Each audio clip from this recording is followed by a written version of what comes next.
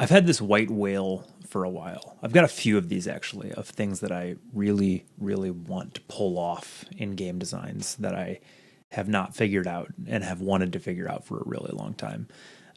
So this one in particular is this idea that I've had where you have a game. Imagine a game that is cooperative, but there is an opportunity for you to break off from the pack and be evil and basically turn into the villain who is trying to thwart the cooperative victory. So this goes all the way back to like 2017, even before we started really prototyping real games. Walter and I used to email each other back and forth and talk on the phone and stuff, talking about how we wanted to make this crazy superhero RPG that had a lot of different victory conditions. And it was basically like this idea where the superheroes are all working together to protect the city. And at any point, or maybe at certain points, I don't know exactly how it was going to work, you could break off and like become villain. You could break bad. It's a totally intoxicating idea. I have not seen it done well, and that's part of why it's like so exciting and interesting to me. And I've tried to pull it off a bunch of times. I have like every time I start working on a game, I'm like, could this be the one where we we start cooperative and then you can break off? And there's a variety of reasons that it's like hard to do and hard to pull off. It's sort of like, what if everyone wants to be evil? How does that work? The game needs to be hard enough to be interesting as a cooperative game that like if someone breaks bad, it doesn't make it like now you have like one fewer person doing the cooperative thing, and also you're playing against not just the game but another human.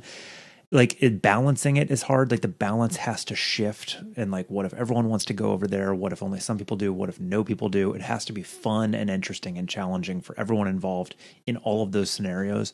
It's part of what makes it a really difficult thing to balance. So I have not cracked it, but there's this thing kind of at the center of it, which is playing with victory conditions, letting players have some sort of ability to decide how they want to pursue victory conditions and what they want their victory conditions to be.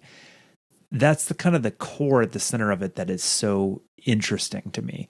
And I got a little bit closer to it with this game that I've been working on with, you play out your turn, you're kind of a deck builder, you play out 5 cards in a row and have to play them out. I've been prototyping this for the last few weeks, and it's been really interesting. In the game, the way it works right now is that you are digging. That's like the primary activity you do. It's just a little like kind of grid of spaces. It's not that big. And there's 3 layers of cards. There's kind of the topsoil, the subsoil, and then the bedrock down below. And each of them might have rewards or might just reward you with extra cards you can add to your deck that will make you more powerful later. And part of what I think is really interesting about it is that what are you digging for? What are these rewards? What's out there? I started thinking through the system where you can like mix and match these different like missions. And so maybe you have 2 different missions. One of them is like this paleontologist wants you to go find a bunch of dinosaur bones and reassemble them. And maybe the other one is that you've got an oil baron who's trying to get you to prospect for oil, and that's really disruptive and like erodes the soil or something, right? So you have these like 2 totally different missions that are available to you.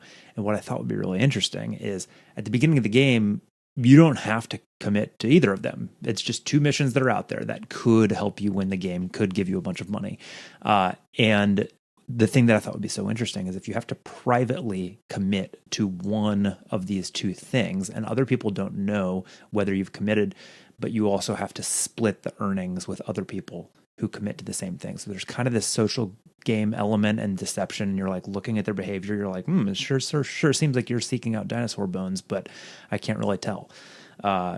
So that's really interesting to me. And then there's a third option, which is I don't want to pursue either of these missions. I want to play spoiler. And I want my mission to be that neither of these other 2 missions succeeds.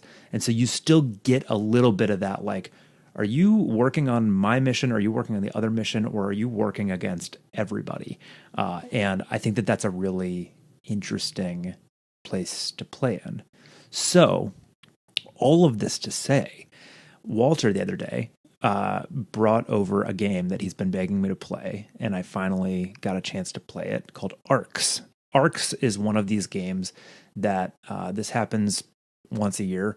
A big, like relatively slightly more complicated game comes out. It shoots to the top of Board Game Geek, and it has extremely good reviews and beautiful art and all this stuff, and people go crazy for it. Arcs is that game from this year or last year, I'm not sure, from the same team who made Root. It has beautiful art. It is really well reviewed, really well liked.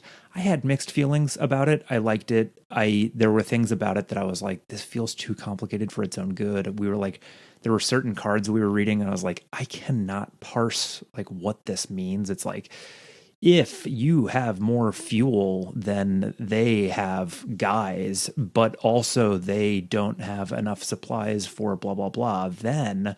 But also, and it's like, dude, I can't read this freaking card. Some of those things really frustrated me. But the reason Walter wanted me to play this game so badly is because they approach this problem in a totally different and interesting way that we kind of want to try to steal. So they have this really interesting system where at the beginning of each, so let me back up. The goal of the game is to get like prestige or honor or power or whatever is their victory, the name of their victory points. And on the side of the board, there's these 5 different categories that could reward you with that victory point. So it's like, if you kill the most guys, if you like capture the most guys, if you have the most fuel and weapons, if you have the most of this other resource, pretty easy to understand, clear ideas, right? But at the beginning of the round, they actually don't reward you with anything. And it's actually up to the players to decide which of those things is going to reward you. So basically, it's like there's a lot of ways to play the game. And there's a lot of the victory points you'll get will depend on whether you have like invested heavily in making that style of play worth something. So at the beginning of each round, whoever has the initiative gets to basically play a card that says, here's the types of actions everyone's allowed to play during this round. There's ways to break out of it and whatever, but that's interesting automatically. But also this card allows you to declare, also, by the way, the warlord scoring condition that says kill the most guys is going to be the thing that scores the most points this round. And that really affects how everyone plays, and it really affects like the order of play, and it really affects, maybe they did that because they had grand plans, but now you're thinking like, could I do that? Or could I just like get in the way of the first player or the person who's in first place who wants to score the most points and wants to kill the most guys? Could I just prevent them from doing it and be a little bit more lenient with the person in last place and with allowing them to kill more people?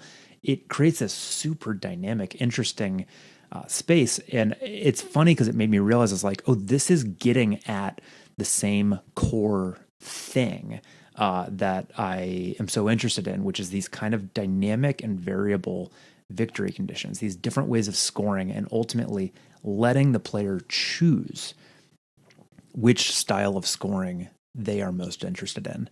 So we're deep into development on this other game, Beastmaster, and this brushes up against one of the hardest problems we have in that game right now, which is that we want to have some dynamic scoring conditions, and our first effort to build that has had some design issues.